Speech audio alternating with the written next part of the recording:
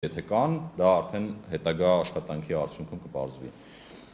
Ինչ վերաբերում է վստահությանը նոյեմբերի 1-ից, տեսեք, այդ վստահությունը կարծում եմ մեզնից այդքան կախված չէ, ինչու, որովհետև ներքին գործերի նախարարությունը ավելի հստակ կասի, թե մինչև նոյեմբերի 1 բոլոր ID քարտերը պատրաստ կլինեն, թե չէ։ Համենայն դեպս վերջի տվյալներով, վերջի քննարկումների տվյալներով պատկերը բավական բարվոք է, որովհետև նոր սարքեր են ներմուծվել ներքին գործերի նախարարության կողմից ու օրական թողարկումների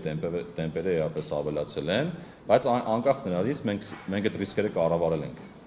Եթե նկատել եք արդեն ժամկետների փոփոխությունը եւ այն նշումը, որ եթե օրինակ մարդիկ չունենան ID քարտեր հնարավորություն կունենալ ստանալուց հետո դա լրացնել, այդ հնարավորությունը արդեն իրենց օրենքով տրված է եւ հետեւաբար անհանգստանալու ոչ մի խնդիր չկա։ Շնորհակալություն,